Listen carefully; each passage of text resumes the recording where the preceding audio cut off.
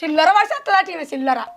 అత్తమ్మ పాలు అమ్మితే పాలు అమ్ముదాం, లేకపోతే పెరుగు వేసుకొని తిందాం. కూర వండుకుంటూ బందే. కానీ పాల కేంద్రంకి అయితే పోవులు లేదు. నేను షరతు కట్టొచ్చిన రానని.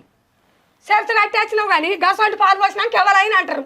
వీళ్ళు అనరా పిల్లని పాలు పాలుగుతున్నాయి చాయ్ మంచిగా ఉంటలేదా అని. అంటే నువ్వు ఎవరికి సపోర్ట్ చేస్తాను? ఇంట్లోనే వదిలిపెట్టి బయట వాళ్ళకి సపోర్ట్ చేస్తాను నువ్వు అంటారే. సపోర్ట్ కాదు. నాకు గవాని చెప్పకు. నువ్వు ఇప్పుడు నాతో వస్తాను వస్తలేవా? నేను రానుపో నీకు చేసుకోపో. మరి ఎందుకు రావు? అంటే నాకు అమ్ముడు తెలియదా కొత్తగానే? నేను పట్టుకుంటాను పోసావురా ఎవరెవరికో. ఇక ఆడల పండుగ తిరిగి అమ్ముతుంది పిల్ల.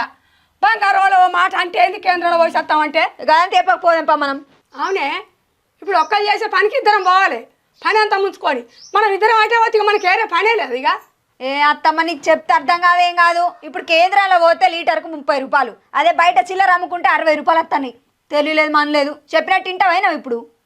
పోదాం కానీ పోయే నీదే సాగని. నేను చెప్పు తింటావా? నువ్వు ఎప్పుడు విన్నావా? ఇప్పుడు తింటావా? ఆ గిలాసాలు పట్టుకరా పో.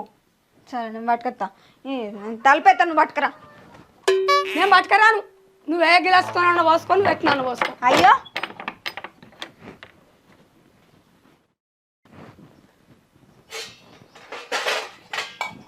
ఇక ఏ గిలాసకి ఎంతనో అది నీకే తెలుసు, నాకైతే తెలియదు.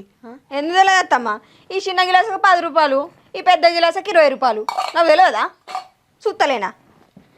నడు పోదాం.